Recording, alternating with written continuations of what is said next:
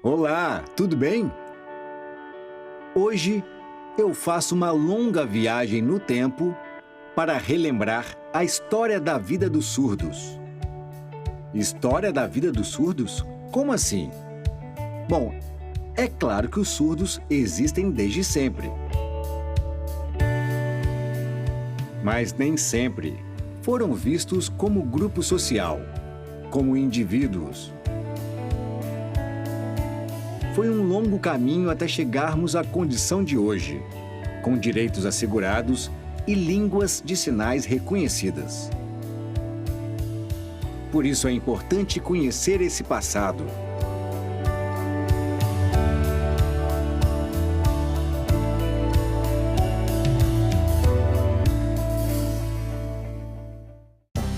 No Antigo Egito, reza a lenda que os surdos eram adorados, considerados mediadores entre os deuses e os faraós. Porém, em outras partes do mundo, a história foi cruel com eles. Por exemplo, na China, eram sacrificados. Na Grécia Antiga, por volta de 3.000 anos atrás, o tratamento também era duro. O filósofo Aristóteles acreditava que a linguagem era a condição que nos tornava humanos. E como para ele, os surdos não tinham uma linguagem, então não poderiam ser considerados humanos. Por conta dessa ideia equivocada, é que surgiram expressões como surdo-mudo, que hoje é rechaçada pela comunidade surda.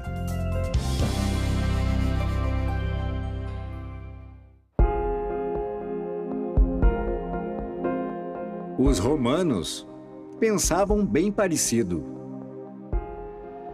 Eles confundiam os surdos com deficientes mentais. Eles privavam de direitos legais, como fazer um testamento, por exemplo. No período seguinte, a Idade Média, a Igreja Católica também perseguiu os surdos. Dizia que suas almas não podiam ser imortais, já que eles não eram capazes de pronunciar oralmente seus sacramentos. Até o século XII, os surdos eram proibidos até de se casar, sem contar os que eram assassinados pelas próprias famílias. Vejam bem, todas essas barbaridades aconteciam na Europa pelo simples fato de os surdos não terem uma linguagem oral. Isso começou a mudar na Idade Moderna, mas especificamente a partir do século XVI. E por quê? Porque as famílias nobres que tinham surdos acabaram se preocupando com o destino de suas heranças. Então passaram a criar condições para que seus descendentes se instruíssem. O monge espanhol Pedro Ponce de León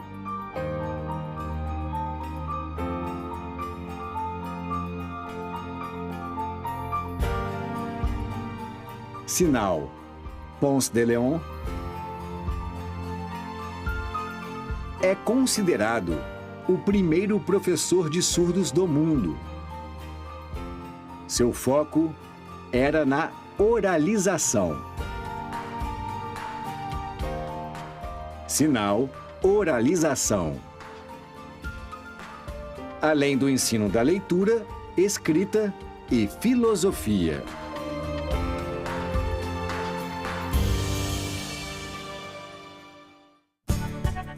Outro expoente dessa época foi o padre espanhol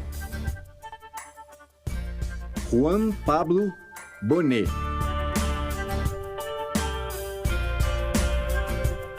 Sinal Bonet. que publicou o primeiro livro sobre educação de surdos, no ano 1620. Nele, aparecem informações sobre um alfabeto manual, língua de sinais e manipulação dos órgãos fonoarticulatórios. Seu método virou uma referência mundial. O foco ainda era a oralização, mas desta vez apoiada na comunicação espaço-visual dos surdos.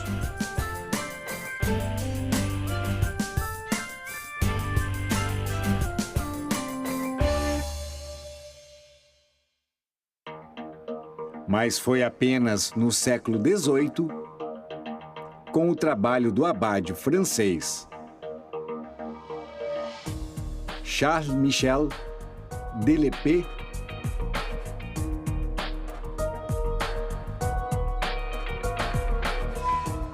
sinal Lepé,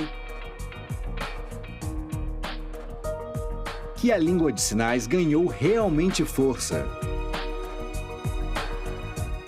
Ele foi o primeiro educador a reconhecer que os surdos têm uma língua e que não precisam aprender um idioma oral para desenvolver uma linguagem.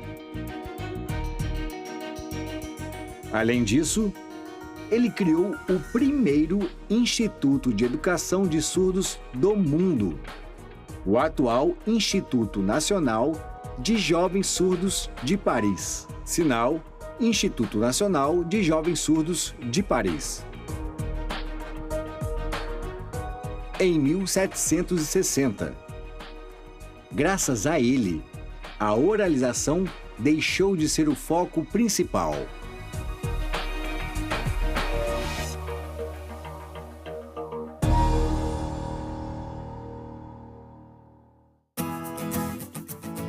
Outro importante marco foi a visita do americano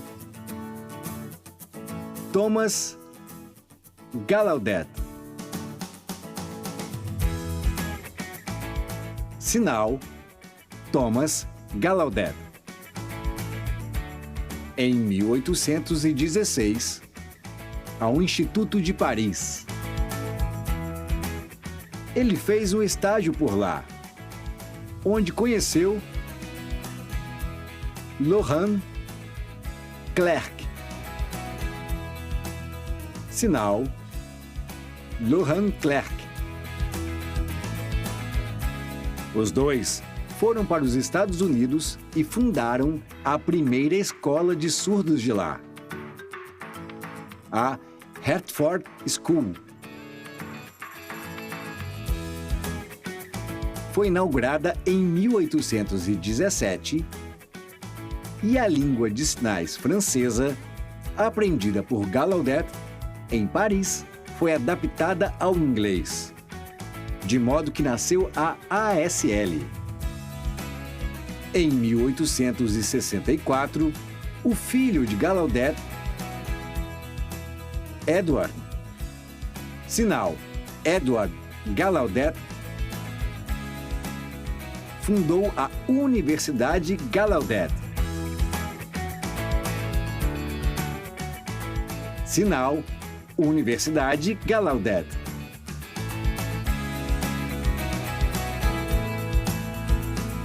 A primeira, cuja língua de instrução era uma língua de sinais.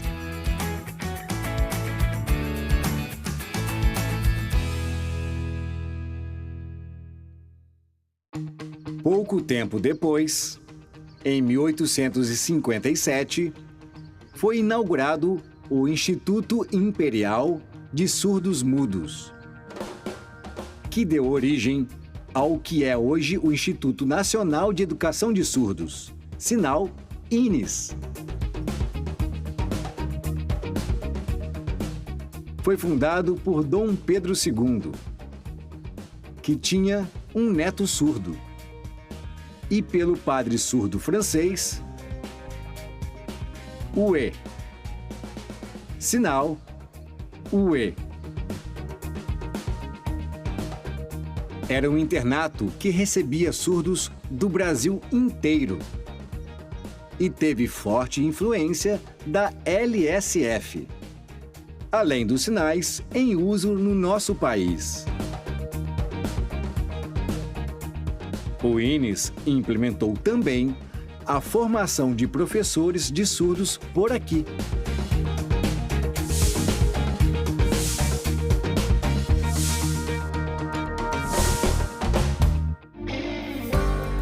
Parecia que tudo ia muito bem e que as línguas de sinais ficariam cada vez mais fortalecidas.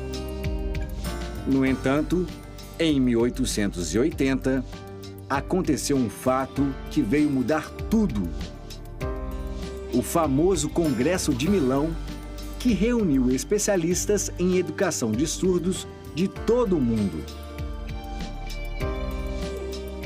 Após o Congresso, ficou definido que a oralização seria o único método de ensino aos surdos. Um total retrocesso.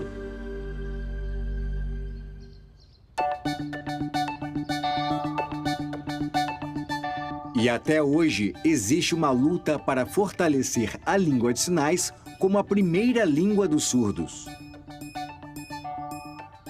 Por isso, é tão importante conhecer nosso passado e recordar que o caminho foi longo.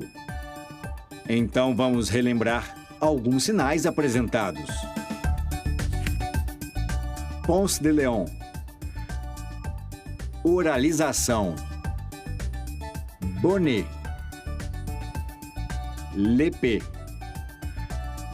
Instituto Nacional de Jovens Surdos de Paris. Thomas Gallaudet. Laurent Clerc. Edward Gallaudet. Universidade Gallaudet. INES.